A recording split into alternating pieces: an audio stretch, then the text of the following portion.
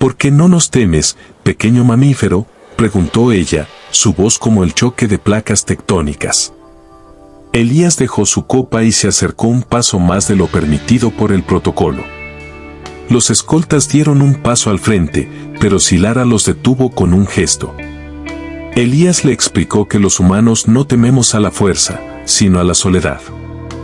Le dijo que veía en ella no a una conquistadora, sino a alguien atrapada en una corona demasiado pesada. Fue la primera vez que la princesa no tuvo una respuesta cínica preparada. El ambiente en el gran salón era eléctrico. Elías comenzó a contar historias de la tierra, no de guerras, sino de cosas absurdas, de cómo inventamos el internet para ver fotos de animales, de cómo bailamos bajo la lluvia sin razón alguna. Silara escuchaba, confundida pero fascinada. Los otros alienígenas miraban con horror cómo su líder guerrera se inclinaba hacia adelante, olvidando su postura rígida. El humano estaba usando el arma más peligrosa de nuestro arsenal, la vulnerabilidad. Fue entonces cuando ocurrió. Elías le preguntó si alguna vez se había sentido libre. Ella respondió que la libertad era una ineficiencia.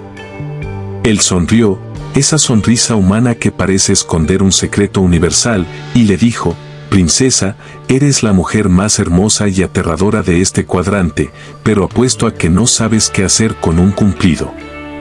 El silencio volvió a caer. Era el momento de la ejecución o de un milagro. Silara intentó mantener su máscara de indiferencia, pero el calor subió por su cuello. En su especie, el cambio de pigmentación a violeta era una señal de agitación interna máxima, algo que ningún miembro de la realeza había mostrado en siglos. Ella bajó la mirada, un gesto de sumisión que hizo que los generales se levantaran de sus asientos. Elías no retrocedió. La llamó por un apodo humano, algo suave, algo íntimo. «Cielo», dijo él, «la galaxia es demasiado grande para estar tan sola». La princesa levantó la vista. Sus ojos ya no eran fríos. Había una chispa de algo nuevo, algo humano. Miró a su alrededor, a los rostros escandalizados de su propia corte, y luego miró al embajador. Con una voz que apenas era un susurro, pero que resonó en todos los traductores automáticos de la sala, respondió: «¿Tienes razón?» «Sí, cariño». La confirmación de una alianza que nadie esperaba y que todos temían. Lo que siguió fue aún más escandaloso. Elías soltó una carcajada limpia y sonora. Al principio, Silara pareció asustada por el sonido, pero luego, algo en su pecho se rompió.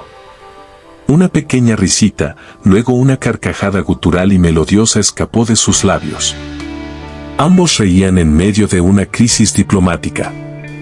El sonido de un humano y una alienígena riendo juntos fue el mensaje más poderoso enviado al universo. La humanidad no conquistaría la galaxia con cañones, sino con el corazón. Esa noche, la guerra que parecía inevitable se canceló. No por un tratado firmado con sangre, sino por una broma compartida entre dos seres de mundos distintos. El canal de noticias galáctico no hablaba de flotas, sino del efecto humano. Al final, descubrimos que no importa cuántos años luz nos separen o cuántos ojos tengan ellos, un sonrojo y una risa son el lenguaje universal que nadie puede ignorar.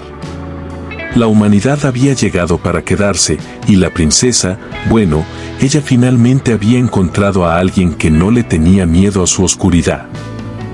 La galaxia entera sabía tres cosas sobre la princesa Silara: era la guerrera más letal de la hegemonía, su piel de obsidiana nunca había sentido el calor de un toque, y odiaba a los humanos con una intensidad que podía congelar un sol. Por eso, cuando el embajador Elías se inclinó hacia ella en medio del banquete real y le susurró esas dos palabras prohibidas, el salón quedó en un silencio sepulcral.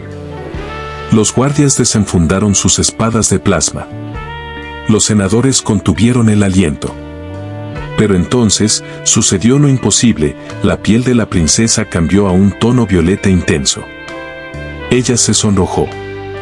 Y lo que dijo a continuación cambió el destino de dos especies para siempre. Hacía solo 3 semanas que la humanidad había sido admitida en el Gran Consejo. Éramos los nuevos, los débiles, los que no teníamos garras ni telepatía. Elías no era un soldado, era un diplomático con un sentido del humor suicida. La princesa Silara representaba todo lo que la humanidad debía temer, una raza que veía las emociones como una debilidad biológica.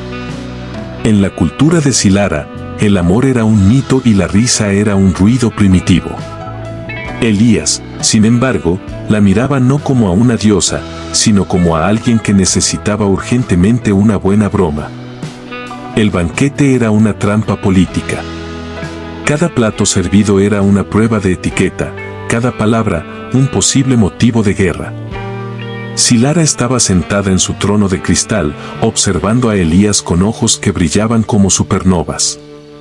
Ella intentó intimidarlo, mencionando cómo su flota había reducido planetas a cenizas. Elías, en lugar de temblar, simplemente tomó un sorbo de su vino y comentó que el color de la bebida combinaba perfectamente con el fuego en la mirada de ella.